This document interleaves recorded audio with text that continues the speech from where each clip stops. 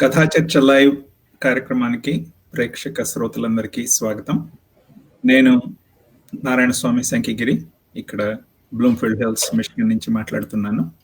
ఎప్పటి వల్లనే నాతో ఈ కథా చర్చలో పాలుపంచుకోవటానికి హ్యూస్టన్ నుంచి, యాక్చువల్లీ ఈసారి డాలస్ నుంచి అన్నపూర్ణ దేవరకొండ జాయిన్ అవుతున్నారు. హలో అన్నపూర్ణ. నమస్కారం గురుగారు. Good morning. బాగున్నావా? Good morning. సో శ్రావణ మాసం అయిపోతుంది. సో పూజలు వ్రతాలు అన్ని బాగా చేసుకున్నావా? బ్రహ్మాండంగా చేసుకున్నాం. పుచ్చుకొని గుడ్ గుడ్ గుడ్ గుడ్. నిన్న పార్వతీ పరమేశ్వరుల దర్శనం చేసుకొచ్చాను. ఇక్కడ లోకల్ గా డాలస్ లో పార్వతీ పరమేశ్వరుల ఇంటికి వెళ్ళి 4వ వారం వాయనం పుచ్చుకొచ్చాను. చాలా సంతోషం. శ్రావణ మాసం కంప్లీట్. చాలా సంతోషం. శుభాశీస్సులు. సో ఇవాళ భారతదేశ స్వాతంత్ర దినోత్సవం కూడాను. సో ఆ విధంగా ప్రపంచ వ్యాప్తంగా ఉన్నటువంటి భారత సంతతి వారందరికీ కూడా హార్దిక శుభాకాంక్షలు, అభినందనలు. ఈ సందర్భంగా 74వ స్వాతంత్ర దినోత్సవం. ఇక్కడ ఒక మాట చెప్పుకోవాలనిపిస్తుంది నాకు. ఇంచుమించుగా అదే సమయంలో యూరోపియన్ పాలకుల నుంచి స్వాతంత్ర్యం సంపాదించుకొని తమ స్వతంత్ర ప్రతిపత్తిని చాటుకున్న అనేక దేశాలు ఇవన్నీ కూడా గ్రోయింగ్ పెయిన్స్, అంటే తొలి అడుగులు, తప్పటడుగులు, ఎన్నో కష్టాలు ఎదుర్కొంటూ వస్తున్న నేపథ్యంలో ముఖ్యంగా యుగోస్లావియా ఒకటి నాకు బాగా గుర్తొస్తుంది, చాలా బాధ కూడా కలిగిస్తుంది. యుగోస్లావియా కూడా భారతదేశం లాగానే అనేక జాతుల, అనేక రకాల మనుషుల సమ్మేళనం అయ్యి వాళ్ళందరూ కలిసి ఒక ఫెడరేషన్ గా, ఒక దేశంగా ఏర్పడాలి అని చెప్పి యుగోస్లావియా దేశం ఏర్పడింది. అట్లాంటిది అది యుఎస్ఎస్ఆర్ కూలిపోయిన నేపథ్యంలోనే యుగోస్లావియా అనేక అంతర్యుద్ధాలకి గురయ్యి ఎన్నో వేల మంది మనుషులు స్థానభ్రంశం చెంది ప్రాణాలు కోల్పోయి యుద్ధాలలో చాలా బాధలు పడి చివరికి ఆ దేశం ముక్కలుగా విడిపోవటమే మంచిది అని చెప్పేసి దాదాపు 4-5 చిన్న దేశాలుగా అది విడిపోయింది. కానీ చాలా మంది అంటూ ఉంటారు బ్రిటిష్ వాళ్ళు వచ్చేదాకా భారతదేశం అంటూ లేదు అని చెప్పి. కానీ అది చాలా తప్పైన ఆలోచన. వేల సంవత్సరాల నుంచి భారతీయ ఆత్మ అనేది ఒకటి ఎప్పుడు ఉంటూనే ఉంది. ఇటు కేరళ, తమిళనాడు, కన్యాకుమారి మొన దగ్గర నుంచి ఇటు పశ్చిమం వైపుకి గుజరాత్, కుచ్ లేదా రాజస్థాను, అక్కడ పశ్చిమ బార్డర్లో కావచ్చు, ఉత్తర బార్డర్ లో లడక్, లే కావచ్చు, లేదా ఇటు తూర్పు బార్డర్ లో అరుణాచల్ ప్రదేశ్ కావచ్చు. ఈ రకాల కొన్ని వేల మైళ్ళ దూరం నుంచి ఉన్న మనుషులు, విభిన్న సంస్కృతులు, విభిన్న భాషలు, ఎంత వేరువేరుగా ఉన్నా కూడా వీళ్ళందరినీ నేను భారతీయుణ్ణి అనేటటువంటి కలిపి ఉంచే ఒక అంతఃసూత్రం ఒకటి, ఒక భారతీయ అంతఃసూత్రం, ఒక భారతీయ ఆత్మ అనేది మనందరిలో సజీవంగా ఉందనేది నేను చాలా గట్టిగా నమ్ముతున్నాను. 74 ఏళ్ల ఒక నవ వయస్సు ఇది మన భరతమాతకి. ఆవిడ మంచి యవ్వనంలో ఉందన్నమాట. ఆ లెక్కను చూస్తే ఇప్పుడు బ్రిటన్ కానీ, యునైటెడ్ స్టేట్స్ కానీ డెమోక్రసీస్ గా అవి పండిపోయిన ముత్తైదువులు లాంటివి.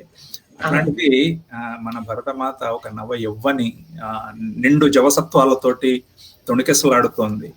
ఈ భారతదేశానికి ఎంతో ఉజ్వలమైన భవిష్యత్తు ఉందని ఆశిస్తూ మరొకసారి మన భారతీయ సోదరీమణులందరినీ అభినందిస్తూ మనం ఇవాల్టి కథా చర్చలోకి వెళ్దాం. సందర్భంగా ఒక మాట చెప్తాను. చెప్పు. ఈరోజు పొద్దున్న జయతు జయతు భారత మాత పాడుకుంటుంటే మాట గుర్తొచ్చింది.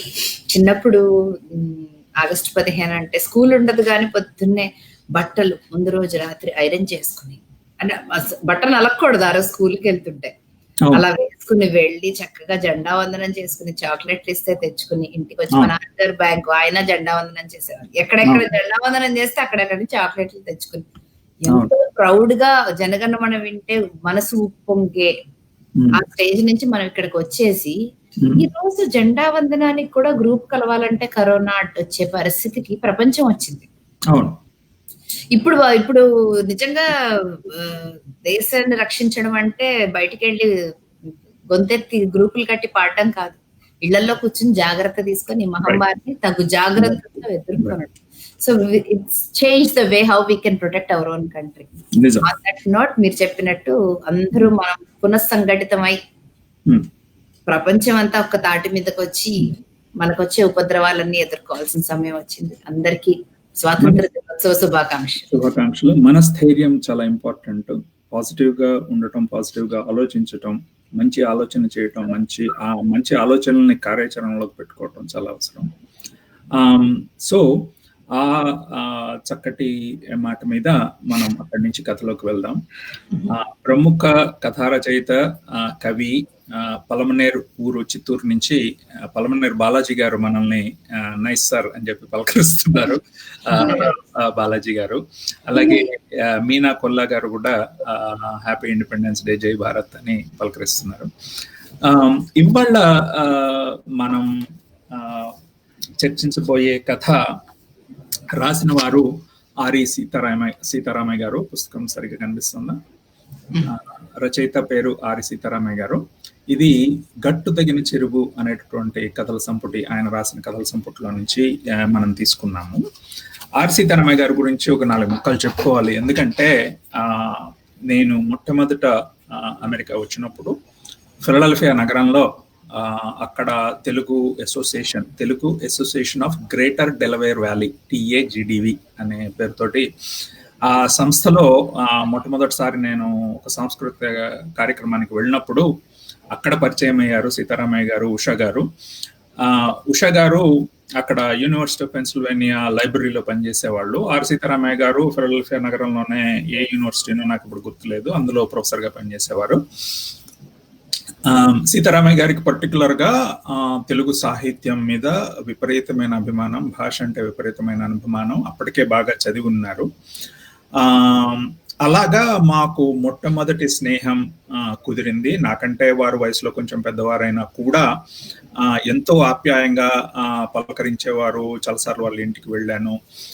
ముఖ్యంగా వారి వల్ల నాకు జరిగిన గొప్ప మేలు ఏమిటంటే యూనివర్సిటీ ఆఫ్ పెన్సిల్వేనియా లైబ్రరీలో బోలెడు తెలుగు పుస్తకాలు ఉన్నాయి అని చెప్పి పరిచయం చేశారు.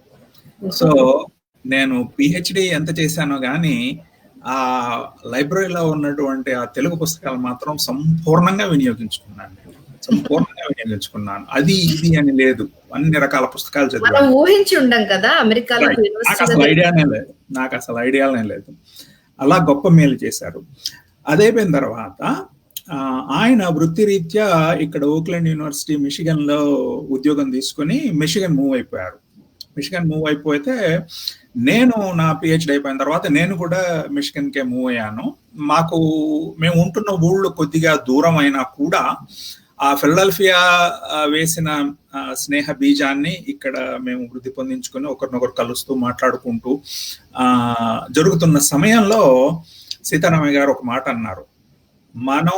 మనలాగా కాస్త ఇలాగ కథలు కవితలు అంటే ఇష్టం ఉన్న వాళ్ళు ఒక 4 ఫ్రెండ్స్ని సరదాగా ఒక పూట కలిసి ఇలా సాహిత్యం గురించి మాట్లాడుకుంటే బాగుంటుంది అనే ఆలోచనతో మొదలు పెడితే 1995లో బహుశా ఆగస్టు నెల ఏమో, నాకు అంత బాగా గుర్తులేదు ఇప్పుడు, 1998లో నాకు తెలిసిన 4 నేను కాల్స్ చేసి, ఆయన 4 కాల్స్ చేసి, ఇట్లా 10 మంది ఒకరినొకరు కాల్స్ చేసుకుంటే తీరా అక్కడ ఒక 10-15 మంది దాకా తేలాం. యాన్ ఆర్బర్ నగరంలో వాళ్ళ పబ్లిక్ లైబ్రరీలో 3 గంటలకి నేను వాళ్ళ పబ్లిక్ మీటింగ్ రూమ్ ని బుక్ చేశాను. అక్కడ 15 మందిని కలుసుకున్నాం. 3 గంటలు ఎలా గడిచిపోయినాయో తెలియదు. కవిత పట్టణాలు వాళ్ళకి ఇష్టమైన పుస్తకాలు తీసుకొచ్చారు, అవన్నీ చదివారు, దాని మీద చర్చలు జరిగాయి. అట్లాగూ ఇంకొక బీజం పడింది అక్కడ. ఆ బీజం 22 ఏళ్లుగా వటవృక్షం అయ్యి డెట్రాయిట్ తెలుగు లిటరరీ క్లబ్ అనే పేరుతోటి ఇప్పటికీ నెల సమావేశం నడుస్తూ ఉంది. ఈ డెట్రాయిట్ తెలుగు లిటరరీ క్లబ్ తోటి 2 గొప్ప ప్రయోజనాలు జరిగింది. ఒకటి, ప్రతి ఏడు డెట్రాయిట్ తెలుగు క్లబ్ వాళ్ళు ఏం చదువుతారు అని చెప్పి ఆ పుస్తకాల జాబితా పట్ల అక్కడ భారత్ లోను ఇక్కడ అమెరికాలో ఒక ఉత్సాహం, ఒక ఉత్సుకత. ఈ డిటిఎల్సి వాళ్ళు ప్రతి సంవత్సరం మొదట్లోనే ఈ సంవత్సరం మేము ఈ పుస్తకాలు చదివి చర్చిస్తామని ఆ జాబితా ప్రకటిస్తారు. సో ఆ జాబితాలో మన పుస్తకం కూడా ఉంటే బాగుంటుంది అని రచయితలు ఫీల్ అయ్యే స్థాయికి ఆ జాబితా ప్రాముఖ్యం. మనం కూడా అలా రావాలండి, మన చర్చలో వాళ్ళ పుస్తకమో కథ రావాలని రచయితలు అనుకోవాలి. Right, exactly. తదాస్తు, అవుట్ ఆఫ్ బేబ్స్ మౌత్ అన్నట్టు నీ నోటి వాకి చల్లగా అలా జరుగుతుంది. ఐ థింక్ మనం లాస్ట్ లో మాట్లాడుకుందాం, ఈ సిరీస్ కి ఇది చివరిది కనుక we need to have we'll talk about the future. అది ఒకటి జరిగింది. ఆ తర్వాత రెండోది, అసలు ఇలా నెల నెల తెలుగు సాహిత్యమే వేదికగా ఒక సమావేశం జరగటం, ఒక 10 మంది చేరి దాని గురించి మాట్లాడుకోవడం అనే స్ఫూర్తిగా పలు నగరాల్లో ఈ సమావేశాలు మొదలైనాయి. హ్యూస్టన్ లో జరుగుతోంది, డాలస్ లో జరుగుతోంది, ఆస్టిన్ లో జరుగుతోంది, తర్వాత బే ఏరియాలో వీక్షణం జరుగుతోంది, తర్వాత షికాగోలో వాళ్ళు అంత రెగ్యులర్ కాదు కానీ వాళ్ళు కలుస్తూ ఉన్నారు. తర్వాత టొరాంటోలో తెలుగు వాహిని అని చెప్పి వాళ్ళు క్రమం తప్పకుండా ప్రతి నెల కలుస్తున్నారు.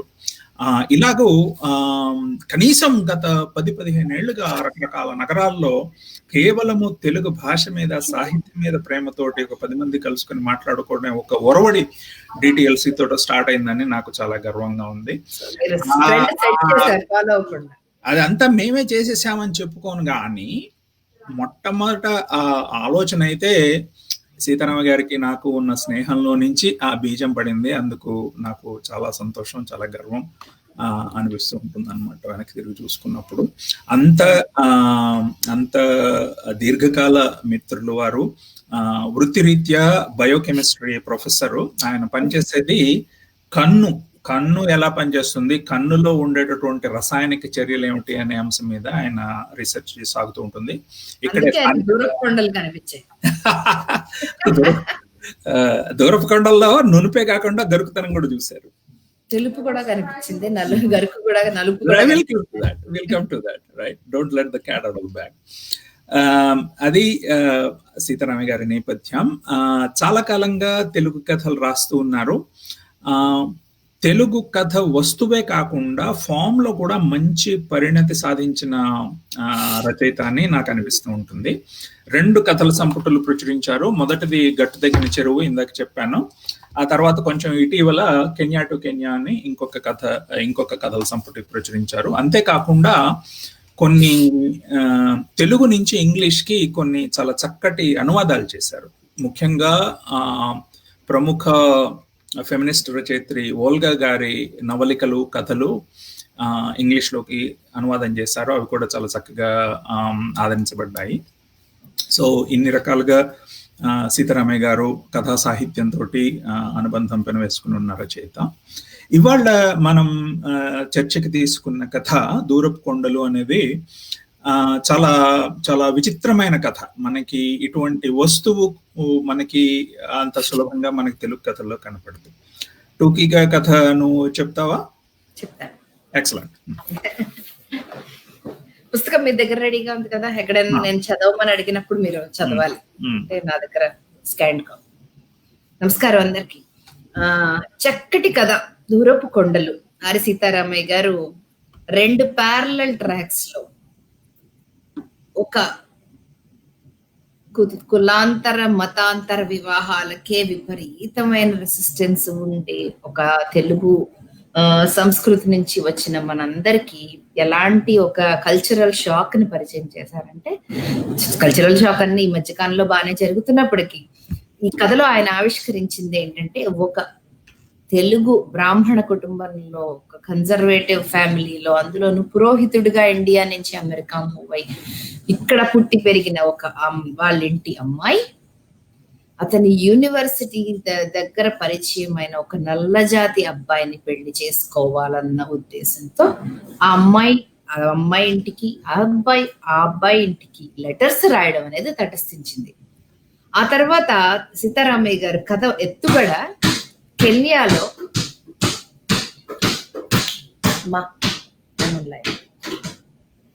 కెన్యాలో ఆ అబ్బాయి తల్లిదండ్రులు ఆ లెటర్ చూసి వాళ్ళు రెస్పాండ్ అయిన విధానంతో మొదలుపెట్టి సీన్ మార్చి ఈ బ్రాహ్మణ కుటుంబం గోవిందాచారి గారి ఫ్యామిలీలో ఆయన అంతర్మదనానికి సీన్ మార్చి మళ్ళీ దాన్ని తెలివిగా కెన్యాకి సీన్ మార్చి చివరిగా మళ్ళీ సీతారామయ్య గారితో ముగించారు.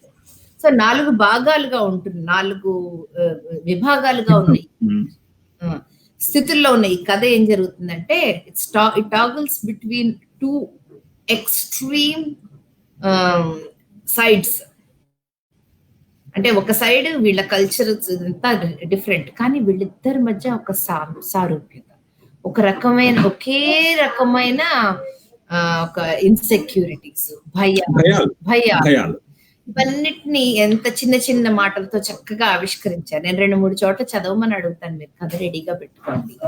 సో కథ క్లైమాక్స్ గురుగారు చెప్తారు, మళ్ళీ రివీల్ చేద్దాం. కానీ కథ మొదలవడం ఈ అతను ఏంటంటే దూకావాళ్ళ అమ్మాయిని చేసుకుంటాడా? దూకావాళ్ళు అంటే దుకాణాలు నడిపేవాళ్ళు. ఇండియన్ గుజరాతీస్ అందరూ కెన్యా వెళ్ళి అక్కడ దుకాణాలు నడిపి, ఉగాండా, ఆఫ్రికన్ కంట్రీస్ చాలా వాటిలో, నైజీరియా, కెన్యా, ఉగాండా, అమెరికాలో కూడా అంతే కదా. అమెరికా చాలా తర్వాత వచ్చింది. వీళ్ళు దాదాపు 19వ శతాబ్దం నుంచి ఆఫ్రికాలో సెటిల్ అయిన వాళ్ళు ఉన్నారు.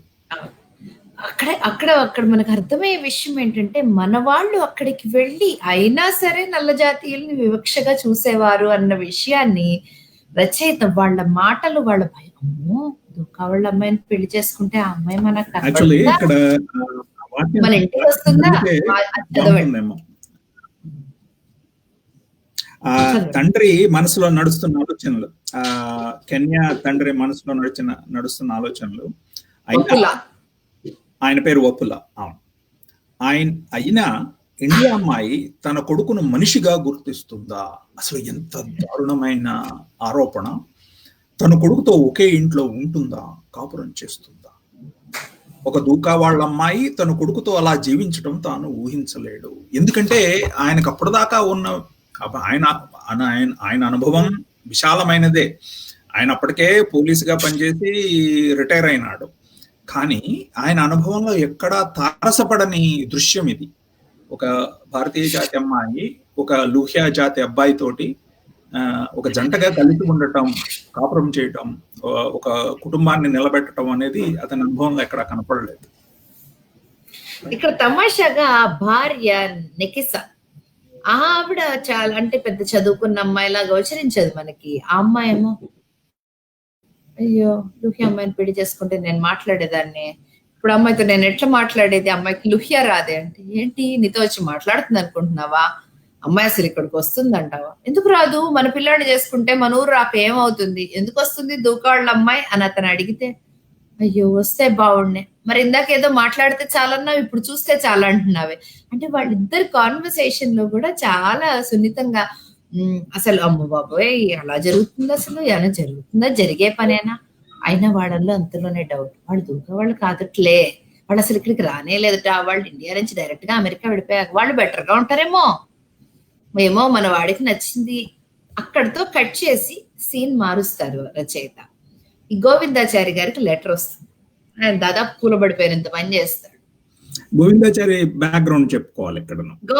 గోవిందాచారి ఇండియా నుంచి అమెరికాకి ఒక పూజారిగా వచ్చాడు. వచ్చిన తర్వాత గుడిలో పనిచేసే ఆయన అలా ఆయన మంచితనంతో ఎవరన్నా పిలిస్తే పూజలకి వెళ్ళడం, వాటితో ఆదాయం పెరగడం, గుడిలో ట్రస్టీలేమో నువ్వు గుడిని పట్టించుకోవట్లేదు, నువ్వు బయట ఎక్కువ బేరాలకు వెళ్తున్నావు అని చెప్పి నిందించడం, బయట బాగానే ఉందిలా కదా అని చెప్పి అతను మానేసి కంప్లీట్ గా ప్రైవేట్ ప్రాక్టీస్ ఆఫ్ పౌరోహిత్యం చేయడం. ఆ బ్యాక్గ్రౌండ్ లో 2 ఆడపిల్లలు, శాంతి, గాయత్రి. ఈ పెద్దమ్మాయి శాంతి కాలేజ్కి వెళ్ళింది, గాయత్రి ఇంకా వీళ్ళ దగ్గరే ఉండి చదువుకుంటుంది. ఈ బ్యాక్గ్రౌండ్ లో సుభద్ర అనే భార్య, ఆవిడ పెద్ద చదువుకున్నట్టుగానే ఉద్యోగం చేస్తున్నట్టుగాని మనకు గోచరించింది. ఒక టిపికల్ బ్రాహ్మణ గృహిణి, ఒక గృహిణి, పూజారి గారి భార్య. అందులోనూ పూజారి గారి భార్య ఈ ఆర్థడాక్స్ ఫ్యామిలీస్ లో ఉండే టిపికల్ స్ట్రిక్ట్ మామీ థింగ్ ఆవిడ దగ్గర ఉండడం వల్ల భార్యని పిలిచి, అదిగో మీ అమ్మాయి నుంచి ఉత్తరం వచ్చింది. ఇక్కడ ఒక అబ్జర్వేషన్, నెసికాతో వప్పులా మాట్లాడుతూ, ఇదిగో పిల్లాడు ఏమైనా రాశాడా ఉత్తరాలు, సోమవారం రాగానే వాడు ఉత్తరాలు వెతుక్కుంటారు పిల్లలిద్దరు అమెరికాలో. మీ పిల్లాడి నుంచి వచ్చింది. పెద్దబ్బాయి ఏమో నా పిల్లాడు అంటాడు, చిన్నవాడేమో డేనియల్ బాగా చదువుకుంటున్నాడు అని నా కొడుకు అంటాడు, ఇప్పుడు ఏదో నచ్చని పని చేసినట్టున్నాడు, అందుకని డేనియల్ కూడా నీ కొడుకు నుంచి వచ్చింది. అదే సీన్ మళ్ళీ ప్యారలల్ గా కట్ చేస్తారు. అంటే రచయిత చాలా తెలివిగా ఇవన్నీ చెప్పకుండా ఇలా ప్యారలల్ ట్రాక్స్ లో నడిపించారు. ఇదిగో నీ కూతురు నుంచి ఉత్తరం వచ్చింది అంటాడు గోవిందాచారి. ఆవిడ పాపం అంత ఆలోచించింది, అవునా ఏంటి ఏమైంది ఎలా అంటే, నీ మీద కోపం ఉండబట్టి కదూ, మీ ఇద్దరికి పడకపోవడం బట్టి కదా అంత దూరం చదివించాం, చూడేం చేసిందో అంటే అక్కడ కూడా పెళ్ళాన్నే నిందిస్తున్నాడు. అక్కడ కూడా నీ కొడుకు నుంచి వచ్చింది ఉత్తరం. సో అదే మళ్ళీ ఒక ప్యారలల్ ట్రాక్. అక్కడ యాక్చువల్లీ సీతారామ గారు చాలా చక్కటి సటిల్టీని ప్రదర్శించారు రచయితగా. అంటే ఒక ట్రెడిషనల్ ఫ్యామిలీ, పెద్ద సో కాల్డ్ అభ్యుదయ భావాలు ఇట్లాంటివి ఏం పెట్టుకోకుండా పెళ్లి చేసుకున్నారు, పిల్లల్ని కన్నారు, వాళ్ళని పోషించారు, వాళ్ళని పెద్ద చేశారు, సమాజంలో వాళ్ళ బాధ్యతను నెరవేరుస్తున్నారు. They are going about their life in a peaceful fashion. అట్లాంటి వాళ్ళలో ఆ భార్యాభర్తల మధ్య ఉండేటటువంటి రిలేషన్ కూడా చాలా రియలిస్టిక్ గా, అది ఎత్తి పొడుపు కావచ్చు, చమత్కారం కావచ్చు, అదే చాలా రియలిస్టిక్ గా వస్తుంది అక్కడ. మనకి ఎక్కడ ఆర్టిఫిషియల్ గా వీళ్ళు కథ కోసం మాట్లాడుకుంటున్నారు అనిపించదు, చాలా న్యాచురల్ గా ఉంటుంది. మనం వాళ్ళ డ్రాయింగ్ రూమ్ లో తొంగి చూసినట్టు. ఎందుకంటే నెకెసా దగ్గర నుంచి మనకి ఆ ఎత్తి పొడుపు కనపడదు, కానీ ఈ సుభద్రాదేవి బాగానే రిటర్న్ ఇస్తుంది మొగుడికి. ఆవిడేం ఉంచుకోదు. ఆయన ఆ మాట అంటే, మీరు కాదు వాళ్ళ నెత్తిన వేసుకొచ్చింది, నెత్తిన పెట్టుకుంది, ఆడపిల్లకి అంత చదివేందుకు, అంటే టిపికల్ ఒక Andhra orthodox women home maker లా, మీరు కదూ ఆడపిల్ల నువ్వు నెత్తిరేసుకుని చదివిస్తున్నారు, అంత చదువులు అక్కర్లేదంటే అంత దూరం పంపి మీరు కదూ అని వెంటనే అనేస్తే, ఇలా చేసింది ఏం చేద్దామంటే ఆవిడ, అయ్యయ్యో నా జీవితం ఏమైపోయిందండి, నేనేం తప్పు చేశానండి, మనమేం తప్పు చేశామండి, ఆ భగవంతుడు మనెలా శిక్షిస్తున్నాడండి. ఇక్కడ ఈ వర్డ్స్ మనం గుర్తుపెట్టుకోవాలి, ఎందుకంటే ఇది ఒక ట్రాన్స్ఫర్మేషన్ కి ముందు సుభద్ర గారి మాట.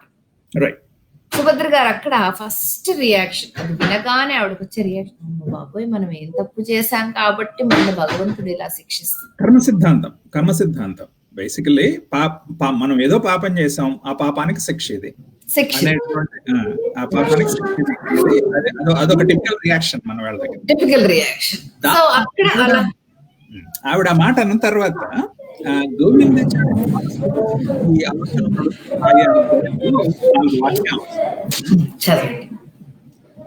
ఈ పెళ్లి జరిగిపోతే తరతరాలుగా గౌరవంగా నిలబడ్డ వంశం ఇలా నాశనం అయిపోతుందని ఇప్పుడు అనుకోలేదు. ఈ పెళ్లి జరిగిపోతే దేవుడి కాలంలో తమ ఏం చెప్పుకుంటారో, కులం భ్రష్టు పట్టించుకోవడానికి అంత దూరం పోవడం ఎందుకు, దరిద్ర పనులు చేయడానికి ఇక్కడ మార్గాలు లేవా అంటారేమో. ఇక్కడి తెలుగువారు తనని మునుపట్లాగే గౌరవంగా చూస్తారా, పెళ్లిళ్లకు పూజలకు సలహాలు అడగడానికి వస్తారా, నీ కూతురే నల్లోని చేసుకుంది ఇంకా మాకేం సలహాలు ఇస్తారులే అంటారా. సాటి తెలుగు వారికి ముఖం చూపించడం ఎట్లా? ఒక్క నిమిషంలో ఆయన ఆలోచనలు దేవుడి పాలన దగ్గర నుంచి తన భక్తి, తన జీవన అభివృద్ధి దగ్గర ఎలా స్వీప్ చేసుకుంటూ వచ్చేసాం. బట్ మనం అది ఆలోచిస్తే మనం అందరం ఆలోచించే ఒక రకంగా అంతే నేను కదా, సొసైటీని మన existential crisis, identity crisis around us. So existential అమ్మో నాకేమైనా ప్రాబ్లం అవుతుందేమో, నా దగ్గరికి ఎవరు ఇంకా రారేమో, ఇట్లాంటి చిన్న చిన్న భయాలు, చిన్న పెద్ద పెద్ద భయాలు యాక్చువల్, ఎందుకంటే భక్తి దెబ్బతింది. సో అక్కడ మళ్ళీ సీన్ కట్ చేస్తే సీన్ కెన్యాకు మారితే అప్పుడు అక్కడ ఓపెనింగ్ సెంటెన్స్ చాలా బాగా చెప్పారు. ఒకసారి వప్పుల దగ్గరికి నెసిక వప్పుల కాన్వర్సేషన్.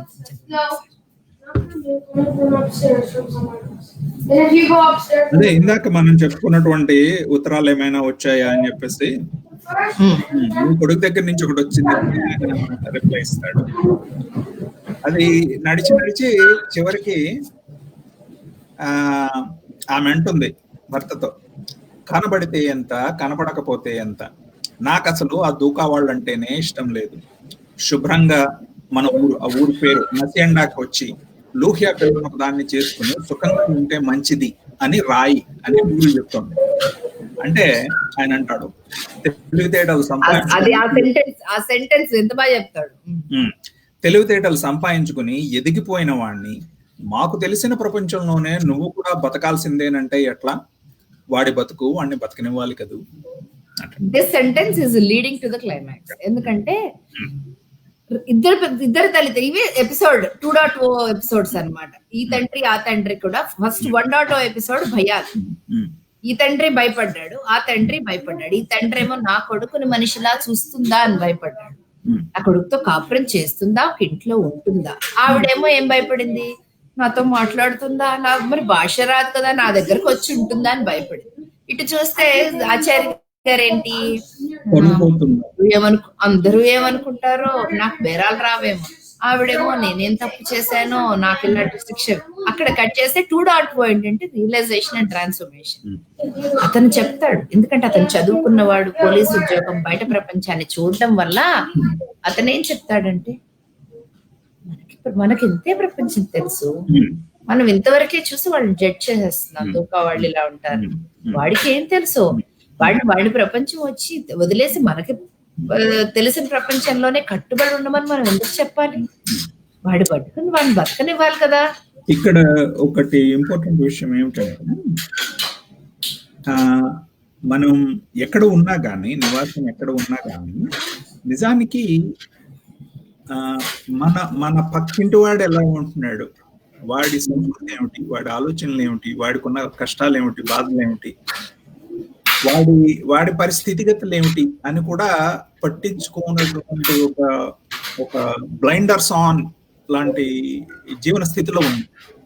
అదే నువ్వు కొంచెం పాతకాలపు కథలు, ఏ దేశపు కథలైనా చూస్తే, అమెరికా కథలైనా చూడు, ఇండియా కథలైనా చూడు, 40లో 30లో రాసిన కథలు, అప్పటి జీవితాన్ని చిత్రించిన కథలు చూస్తే, ఒక పల్లెటూరి వాతావరణంలో వేరు కులాల వాళ్ళు కానీ, వేరు మతాల వాళ్ళు కానీ ఎంతో కొత్త కలిసి ఉండేవాళ్ళు, ఒకళ్ళనొకళ్ళు వరసలు పెట్టి పిలుచుకునేవాళ్ళు, ఒకళ్ళకొకళ్ళు కాస్త సాయం ఉండేవాళ్ళు. అట్లాంటిది కొంత అర్బన్ సంస్కృతి ఏర్పడిన తర్వాత, ఉదాహరణకి నేను దర్గామిట్ట కథలు గుర్తుందా నీకు? ఖదీర్ బాబు రాశాడు దర్గామిట్ట కథలు అని చెప్పేసి. తాను కావలి టౌన్ లో చుట్టూతా ఉండే వాళ్ళందరూ వాళ్ళలాగా ముస్లిం కుటుంబాలు, ఇవన్నీ వాళ్ళ కుటుంబాల్లో తన బాల్యం, ఆ కుటుంబాల్లో ఉన్నటువంటి పరిస్థితులు అవన్నీ చిత్రిస్తూ చాలా లైవ్లీగా రాశాడు కథలు. చాలా హాయిగా ఉంటాయి, చదవటానికి కూడా చాలా హాయిగా ఉంటాయి, కొద్దిగా కష్టాలు అవి కూడా ఉంటాయి కానీ చాలా హాయిగా ఉంటాయి. అది చదువుతున్నప్పుడు నాకు సడన్ గా నాకు తెలియని ఏదో ఒక కొత్త ప్రపంచం ఆవిష్కరించబడినట్టు నా కళ్ళ ముందు నాకు అనిపించింది. విజయవాడలో నేను పెరుగుతున్నప్పుడు నా ఆప్తమిత్రుడు ఒకడు ముస్లిం అయి ఉండి కూడా, చుట్టూతా చాలా మంది ముస్లిం కుటుంబాలు ఉండి కూడా చుట్టుపక్కల ఆ ముస్లింల జీవితాలు ఎలా ఉంటాయి అనేది నాకు ప్రత్యక్షంగా తెలియదు, అనుభవం లేదు. వాళ్ళకుండే ఆలోచనలు, వాళ్ళకుండే భయాలు, వాళ్ళకుండేటువంటి ఉద్వేగాలు ఏమిటి అనేది నాకు ప్రత్యక్షంగా తెలిసే అవకాశమే లేనటువంటి ఒక పరిస్థితుల్లో మనం. అట్లాంటిది హాఫ్వే అక్రాస్ ద వరల్డ్, ఎక్కడ ఇండియా, ఎక్కడ ఆఫ్రికాలో కెన్యా, ఎక్కడ అమెరికాలో డెట్రాయిట్, ఇన్ని ప్రపంచ మూలల నుంచి వచ్చి ఇక్కడ డెట్రాయిట్ లో కలుసుకున్నటువంటి ఆ యువజంట, ఆ భారతీయ సంతతి అమ్మాయి, ఈ కెన్యా లూహియా జాతి అబ్బాయి అక్కడ కలుసుకుని వాళ్ళు ఒక జంట అవ్వటం, ఆ సంఘటన ఎంత అపోహలకి, ఎన్ని అపార్థాలకి, అపార్థం కూడా కాదు, భయం, ఒక ఇన్నేట్ లోపల నుంచి ఒక మనిషికి ఉండే ఒక ప్రైమల్ ఫియర్, ఒక విస్ఫోటనంలాగా ఈ ఇద్దరు తల్లిదండ్రుల హృదయాల్లోనూ ఒక భయ విస్ఫోటనం ఒకటి జరుగుతుంది అనమాట. అది చాలా ఎఫెక్టివ్ గా పట్టుకొచ్చారు. సో మనకి తెలియని ఒక సంస్కృతి, ఆ సంస్కృతిని ఎలా ఎదుర్కోవటం. ఇప్పుడు ఆ సంస్కృతి మన డోర్లోకి వచ్చేసింది, మన అబ్బాయిని లేదా మన అమ్మాయిని అది తీసేసుకుంది. How to deal with this అనేటువంటిది ఇది. ఇక్కడ ఇంకో గొప్ప తమాషా ఉంది ఈ కథలో. ఇంత చేసి అసలు హీరో హీరోయిన్ మనకి ఎక్కడ డైరెక్ట్ గా కనపడరు. ఎంతసేపు కథ అంతా కూడా ఆ నలుగురు తల్లిదండ్రుల మనసులో జరుగుతున్న ఆలోచనలు, ఘర్షణలు, తద్వారా వాళ్ళు పైకి పలికే మాటలు. ఇంకొకటి, మనం ఈ కథ చర్చ పెట్టుకున్నప్పుడల్లా కథ చెప్తున్న వాయిస్ ఏది అనేది మాట్లాడుకుంటాం. ఇందులో థర్డ్ పర్సన్ ఆమ్నిజియంట్ నారేటర్, అంటే ఈ నలుగురు పాత్రల మనసుల్లోనూ ప్రతి మనసులోనూ ఏం జరుగుతుంది అనేది ఆ రచయితకి తెలుసు. కానీ చాలా చాలా సమర్థవంతంగా సీతారామయ్య గారు నిర్వహించింది ఏమిటంటే, ఎక్కడ రచయితగా సీతారామయ్య గారు కనపడతారు. డైలాగ్స్ వస్తాయి, డైలాగ్స్ వచ్చే ఆ పాత్రలు చెప్పిన మాటలు, డైలాగ్ కాకుండా చెప్పిన మాటలన్నీ కూడా ఆ పాత్ర అందుకని మనకి డైరెక్ట్ గా అక్కడ రచయిత ఇలా అంటున్నాడు, రచయిత ఉద్దేశం ఇది అనే రచయిత అక్కడ కనపడదు. ఆ పాత్రలు చూస్తారు అన్ని కూడా.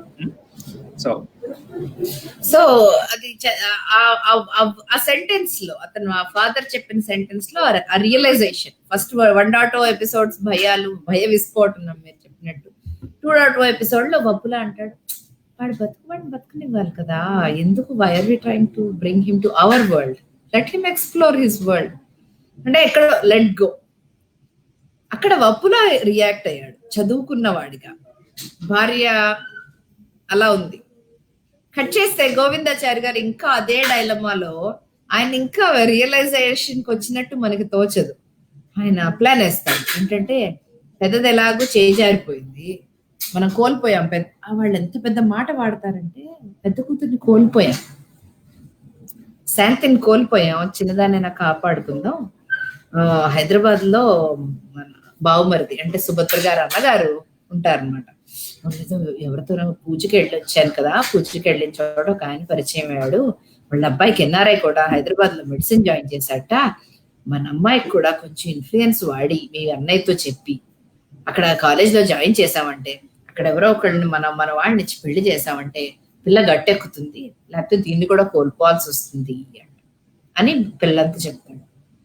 అప్పుడు పెళ్ళని చెప్పే మాటలు మళ్ళీ ఇక్కడ ఒక చదువుకోని టిపికల్ ఆర్థడాక్స్ బ్రాహ్మిన్ మహిళ మనసులో వచ్చిన అంత సంఘర్షణలోంచి వాళ్ళ చిన్నమ్మాయి, ఆ తెల్లవాడైతే ఇంత బాధపడేవారు కాదే, నల్లవాడని కదూ మీకంత వివక్ష, అదొకటి చాలా కీ పాయింట్. అది ఆ తల్లి చెప్తుంది, దానికి ఏం చెప్పక్కల, దానికి ఆల్రెడీ తెలుసు, డేనియల్ చాలా మంచివాడు, మాట్లాడింది కూడా చాలా సార్లు, అంది నాతోటి, అదే తెల్లవాడైతే మీరు ఇంత అల్లరి చేయడం, మీరు నల్లవాడనే కదమ్మా మీకంత వివక్ష అని కూడా అనేసింది అని చెప్పి తల్లి చెప్తూ బంగారం లాంటి 4 మాటలు వేశారు హరి సీతారామయ్య గారు. ఏంటంటే, మీరు చదవాలి అవి, యాక్చువల్లీ మనం చెప్పుకోవడం కన్నా అవి చదివితే అర్థం.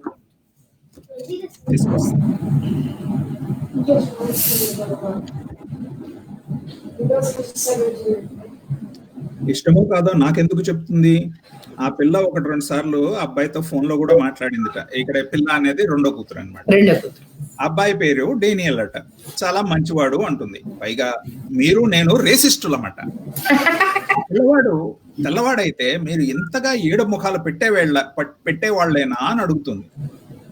అంటే అప్పుడు తండ్రి అంటాడు, తల్లిదండ్రులతో గౌరవంగా మాట్లాడడం కూడా చేత కాదు ఈ కాలం పిల్లలకి, ఆ కాలేజీల్లో ఏమి నేర్పుతున్నారో ఏమో అని కొనుక్కున్నాడు ఆచారి అని అక్కడి నుంచి అతని అంతరంగపు ఆలోచనలుగా కొన్ని మాటలు చెప్తారు. కానీ గాయత్రి మాటల్లో కొంత నిజం లేకపోలేదు. అబ్బాయి తెల్లవాడైతే ఇంత ఇబ్బందిగా ఉండేది కాదు, తెల్లవాళ్లకు ఎట్లా లేదన్నా కొంచెం సంస్కారం, పరువు ప్రతిష్టలు ఉంటాయి. పెద్ద మాట అండి అది. How you can't generalise like so ఇది చాలా చాలా ఇంట్రెస్టింగ్. బై ద వే, ఈ కథని 2002లో రాశారు. 2002లో తెలుగు ఇండియా టుడేలో పబ్లిష్ అయింది ఈ కథ. So it's almost 18 years old, right? So ఈ రేషియల్ బయాస్ అనేది, రేషియల్ బయాస్, అండ్ అది కెన్యాలో జరిగిన భాగంలో వపుల నెకేశాలకి దూకా వాళ్ళంటే ఉన్న అపోహలు, వాళ్ళంటే ఉన్న భయాలు కూడా ఇంచుమించుగా అదే సూచిస్తుంది. అంటే ఈ బేసికలీ భారతీయులు దేశాలకి వలస వెళ్ళటం, అక్కడ స్థిరపడటం అనే దాంట్లో ఎంతో తెగింపు, తెగువ, ఆంటర్ప్రినర్షిప్ ఇవన్నీ చూపించినా కూడా వాళ్ళు అక్కడికి వెళ్ళి అక్కడి పరిస్థితుల్లో అక్కడి ప్రజల్లో వాళ్ళు మమేకం అవటం లేదు, అక్కడ వాళ్ళతో వాళ్ళు కలవటం లేదు. భారతీయ సంస్కృతిని కాపాడుకోవటం అనేటటువంటి ఒక భ్రమణం, ఒక గిరి గీసేసుకుని ఆ గిరిలోనే ఉండిపోతున్నారు వాళ్ళు. అండ్ ఇప్పుడు అది కొన్ని దశాబ్దాల క్రితం కెన్యాకి దూకా వాళ్ళుగా వెళ్ళిన వాళ్ళ విషయంలో అదే జరిగింది. ఇప్పుడు అమెరికాకి వచ్చి ఉన్నటువంటి గోవిందాచారి లాంటి, ఇప్పుడు గోవిందాచారి, సుభద్ర నీకు నాకు అంత డిఫరెంట్ ఏమి కాదు, మనకంటే ఒక జనరేషన్ ముందు వాళ్ళు అయితే అవ్వచ్చు గాక, right? So tomorrow you and I మనం ఇంకా అలాగే ఉన్నామేమోనండి. మనం కూర్చొని తెలంగాణలు మాడుకుంటున్నాం, పొద్దున్న లేస్తే అనుష్ఠానం చేసుకోవడంలో తప్పు లేదు. మన సంస్కృతిని మనం ఖచ్చితంగా కాపాడుకోవాలి, అందులో తప్పేమీ లేదు, don't get me wrong. But ఆ కాపాడుకోవటం అనేదే పరమావధిగా అయిపోయి మన చుట్టూతో ఉన్న ప్రపంచాన్ని పట్టించుకోకపోవటం అనేది చాలా గొప్ప అపరాధం. ముఖ్యంగా అమెరికన్ సంస్కృతి ఎప్పుడు కూడా ఎలా ఉందంటే, ఆ బయట దేశం నుంచి వచ్చిన వాడు అమెరికా సంస్కృతితోటి, అమెరికా సమాజంతో, అమెరికా పాలిటిక్స్ తోటి మమేకమై దాంట్లో యాక్టివ్గా పార్టిసిపేట్ చేసి దాన్ని తనదిగా చేసుకోవటం మూలాన అమెరికా ఇంత గొప్ప దేశం. దాంట్లో భారత సంతతి నుంచి వలస వచ్చిన మనం కూడా దాంట్లో పాలు పంచుకోవాల్సిన అవసరం ఉంది. అట్లా కాకుండా ఎంతసేపు మన తెలుగు సినిమాలు వచ్చిన బాధ ఏమిటంటే, ఇప్పుడు ఎన్నికలు రాబోతున్నాయి, ఎలక్షన్ సంబంధించి పట్టించుకోవాల్సిన అంశాలు చాలా ఉన్నాయి. నేషనల్ ప్రెసిడెన్షియల్ ఎలక్షన్ అంటే కాదు, మనం స్కూల్ బోర్డుకి ఎవరెవరు ఎలక్ట్ అవుతున్నారు, నీ కమిషనర్ కి ఎవరెవరు ఎలక్ట్ అవుతున్నారు, నీ టౌన్షిప్ సిటీల్లో ఎవరెవరు ఎలక్ట్ అవుతున్నారు, నీ స్టేట్ లెజిస్లేచర్ లో ఎవరెవరు, ఇవన్నీ చాలా ఇంపార్టెంట్ డెసిషన్స్. ఎందుకంటే నిజానికి మన దైనందిన జీవితాలని ఇక్కడ పౌరులుగా ఇన్ఫ్లుయెన్స్ చేసే డెసిషన్లు ఈ పొజిషన్ చేతుల్లో ఉంటాయి, ప్రెసిడెంట్ చేతిలో ఉండవు. మనం ఇట్లాంటివి మన మిత్రులు, మన తోటి వలస వారు తగినంత పట్టించుకోవాల్సినంత పట్టించుకోవట్లేదు. ఇప్పుడే కొంచెం ఇప్పుడు కొంచెం ఎక్కడ చూసినా కూడా ఓకే, భారతీయ సంతతి వాళ్ళు ఈ పొజిషన్ కి కాంటెస్ట్ చేస్తున్నారు లేదా దీంట్లో పాలు పంచుకుంటున్నారు అనేది మనకు ఇప్పుడు వింటున్నాం కదా. And here I want to give a little shout out to my soul sister Padma Kuppa, who in the last election got elected as the Michigan State House Representative from our nearby town of Troy, Michigan. And she has done a fabulous job in her first term. And she's going up for election again this November for her second term. Okay, so good luck, Padma. So right. So point ఏంటంటే, మనం ఎక్కడ ఉన్నామో, ఎక్కడి నుంచి వచ్చామో, మన మూలాలు అనేది వదులుకోకుండా కాపాడుకుంటూనే మనం ఎక్కడ ఉన్నాము, ఆ సమాజంలో ఉన్నటువంటి వాల్యూస్ ఏమిటి, దాంట్లో మనం ఎంతవరకు మమేకం కావాలి అనేది కూడా మనం ఎప్పటికప్పుడు చూసుకుంటూ దాంట్లో కలుస్తూ ఉండాలి. ఇప్పుడు ఎత్తి మాట్లాడింది సుభద్ర గారు, పెద్దగా చదువుకున్న బ్రాహ్మణ మహిళ ఒక మంచి మాట వేసింది అక్కడ.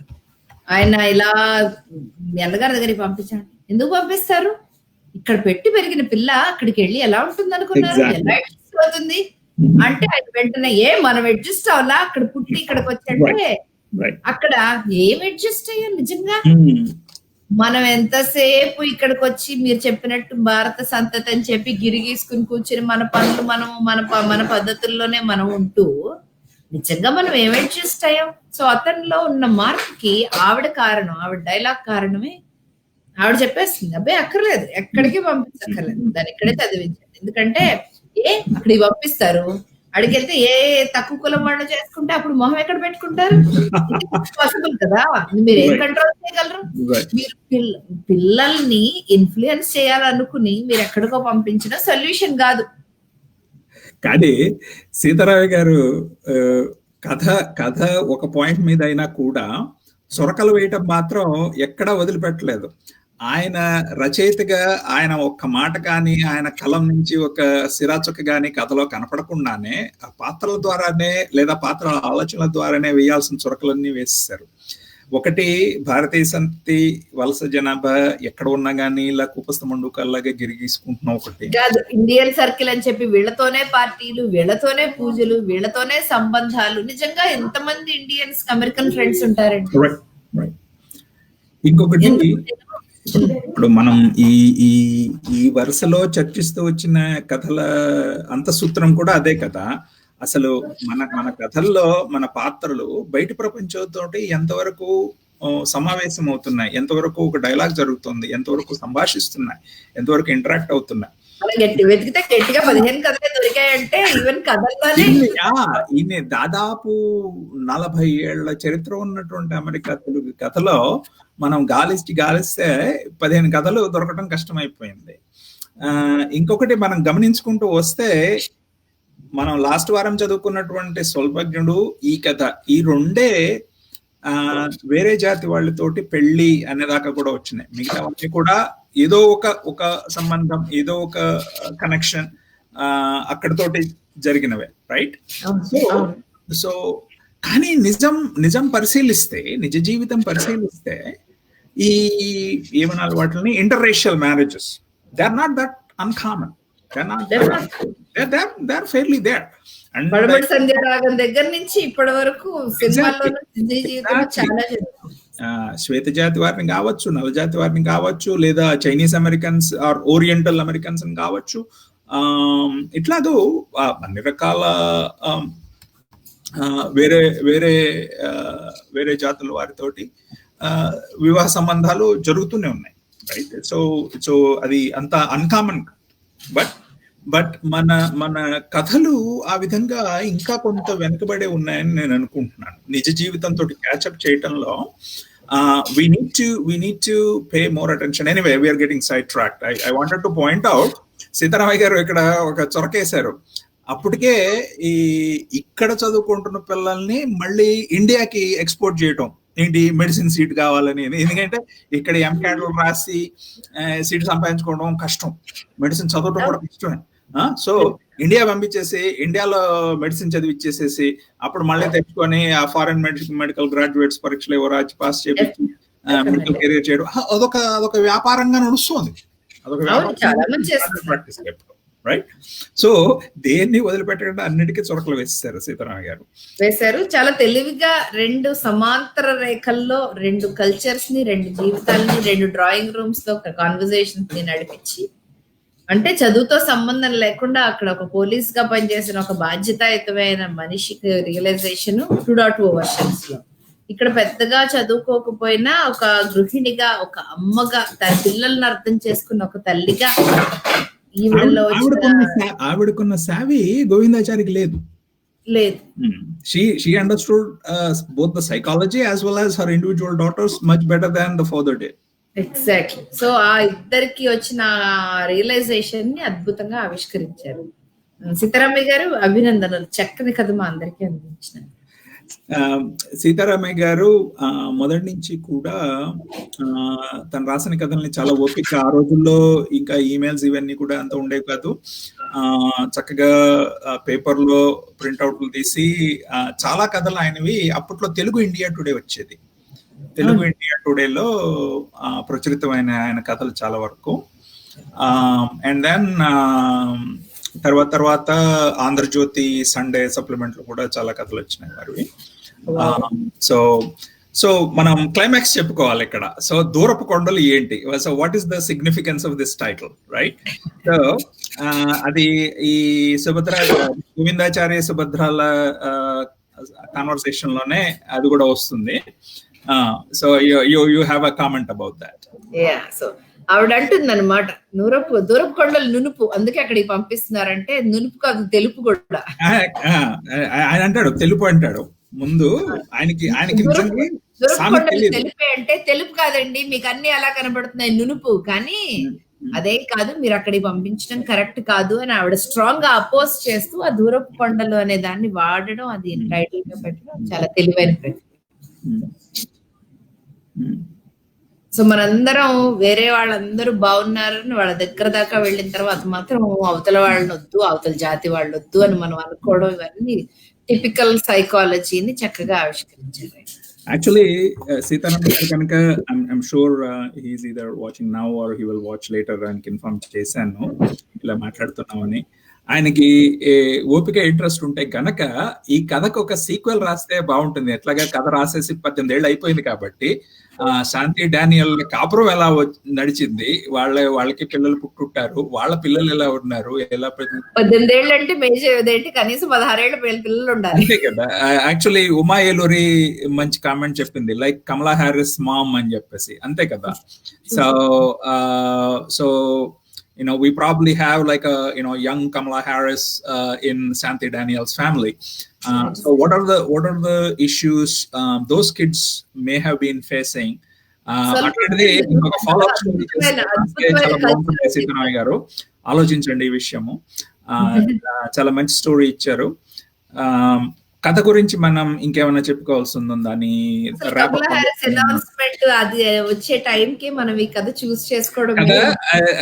అది యాక్చువల్లీ మన కథే ముందు సెలెక్ట్ చేసుకున్నాం. మనం మాట్లాడుకున్న ప్లానింగ్ లో ఈ కథ ఈ రోజుకి వస్తుంది అనేది మనం దాదాపు 4 రోజుల కిందటే మనకు తెలుసు. But Kamala Harris selection happened about a week or so ago. It's kind of interesting. Instantly it happened. And అంటే ఓవరాల్ గా మనం చూసుకోవాల్సింది ఒకటి, ఈ రేస్ రిలేషన్స్ అండ్ మనం స్టీరియోటైప్ చేయలేము, బ్రాడ్ జనరలైజేషన్స్ చేయలేము, కానీ ఓవరాల్ గా భారతీయ సంతతి వలస వారు ఇక్కడ అమెరికాలో ఇతర జాతీయులతోటి వాళ్ళ సంబంధాలు ఎలా అభివృద్ధి చేసుకుంటున్నారా, చేసుకోవట్లేదా, ఎక్కడ లోపాలు ఉన్నాయి అనేది కొంత ఆత్మ పరిశీలన చేసుకోవాల్సిన అవసరం ఉంది. అది కొంతవరకు ఇది సంధి సమయం కూడా. ఉదాహరణకి ఈ మధ్యన బాగా తీవ్రంగానే బ్లాక్ లైవ్స్ మ్యాటర్ ఉద్యమం మళ్ళీ బాగా ఉద్రిక్తతతోటి ఉత్సాహంతో నడిచింది, ప్రొటెస్ట్ నడుస్తున్నాయి. ఆ నేపథ్యంలో చాలా మంది నా పిల్లల వయసు వాళ్ళు, నిజానికి నా ఆప్తమిత్రుడు కృష్ణ వాళ్ళ పాప హేమ కరుణాకరం దీంట్లో లీడర్షిప్ రోల్ తీసుకొని వీళ్ళు భారతీయ భాషలన్నిట్లోనూ అమ్మా నాన్నలకి అంకుల్ ఆంటీలకి మా లేఖ అని చెప్పేసి భారతీయ భాషలన్నిట్లోనూ వాళ్ళు ఒక విన్నపాన్ని, ఒక అపీల్ ని వాళ్ళు చదివి వీడియోస్ రికార్డ్ చేసి అవి వాట్సాప్ లోను యూట్యూబ్ లోను అన్నిట్లోనూ డిస్ట్రిబ్యూట్ చేస్తున్నారు. Letter to uncle and aunty, letter to mom and dad అని చెప్పేసి తెలుగు, గుజరాతీ, పంజాబీ భాషలోనే చేశారు. అందులో ఏమిటంటే మేము ఈ యువతరం వాళ్ళమి ఈ బ్లాక్ లైవ్స్ మ్యాటర్ ఉద్యమాన్ని మేము సమర్థిస్తున్నాము, దీంట్లో యాక్టివ్ గా పాల్పంచుకుంటున్నాము. మీరు మీ పరిధుల్లో మీరు ఆఫ్రికన్ అమెరికన్ జాతి వారితోటి మీ సంబంధాలు ఎలా ఉంటున్నాయి మీరు పరిశీలించుకోవాలి, మీరు పరీక్షించుకోవాలి అని చెప్పేసి వాళ్ళు మాట్లాడుతూ వచ్చారు. అది నిజంగానే మన తరం వాళ్ళు మొదటిసారిగా భారత గడ్డని వదిలిపెట్టి అమెరికాలో సెటిల్ అవడానికి వచ్చిన తరం వాళ్ళు పట్టించుకొని ఆలోచించి కొంత ఆత్మ పరిశీలన చేసుకోవాల్సిన సమయం ఇది. మనమేమి అలా ఆత్మపరిశీలన చేసుకున్నంత మాత్రాన కాదు, యుద్ధంలో మనం సైడ్స్ చూసుకోవట్లేదు. But we need to know what our priorities are and where our loyalties lie అనేది మనం చూసుకోవాలి. అవును, చక్కగా మంచి టైంకి చక్కటి కథ సెలెక్ట్ చేసి ఈ మంచి కథతో ఎపిసోడ్స్ ముగించామండి. సో వచ్చే పార్ట్ 2 గా కొన్ని వారాల నిడివిలో మళ్ళీ ప్రకటిద్దాం రెండో సిరీస్. రెండోసారి ఇంకొన్ని సెన్సిబుల్ కథలతో, కథా చర్చలతో ప్రేక్షకుల ముందుకు వస్తామని ఆశిస్తూ, ఇంకేమైనా క్లోజింగ్ మాటలు ఏమైనా చెప్తాం అనుకుంటున్నారా? ఈ సిరీస్ మొదట అనుకున్నప్పుడు, మొదలు పెట్టినప్పుడు ఇది ఒక సిరీస్ అవుతుందని అనుకోలేదు.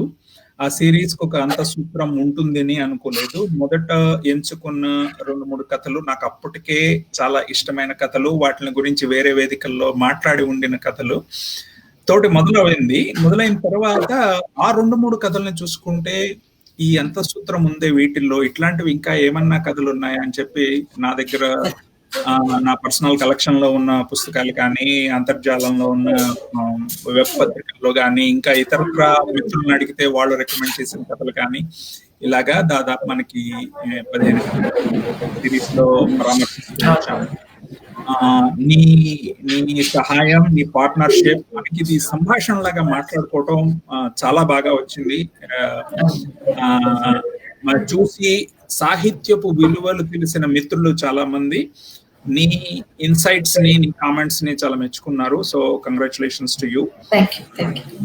ఎందుకంటే మనం మాట్లాడుకుంటుండగా నాకు అర్థమైంది, నువ్వు సాహిత్యపు పరిచయం ఉన్నా కానీ ఇటీవల నువ్వు అంత పెద్దగా సమకాలీన సాహిత్యాన్ని, కథల్ని పెద్దగా పట్టించుకుని తెలుసుకుని, ఎందుకంటే నీవు ఉద్యోగము, పిల్లలు, వాటిలో నువ్వు ఇప్పటిదాకా బిజీగా ఉంటూ వచ్చావు. But in a very short time you really dove into it and really caught into the spirit of things, so you did very well, so congratulations. Thank you very much. మీరు చెప్పారు, మేము ఫాలో అయిపోయాం, మా ప్రజ్ఞ లేదా. అయ్యో, sweet of you. So ప్రేక్షక శ్రోతలందరికీ ఈ 15 వారాలు మా సంభాషణలను విని ఆదరించిన వారందరికీ మరోసారి మా ధన్యవాదాలు. ఈ సిరీస్ ఇప్పటితోటి ముగిస్తున్నాం ప్రస్తుతానికి. మరికొంత ఆలోచన చేసి ప్రిపరేషన్ చేసిన తర్వాత ఏదైనా ఒక కొత్త విషయంతో అన్నపూర్ణ నేను మళ్ళీ మీ ముందుకు వస్తామని ఆశిస్తున్నాను. అంతవరకు సెలవు మరి. నమస్కారం. నమస్కారం.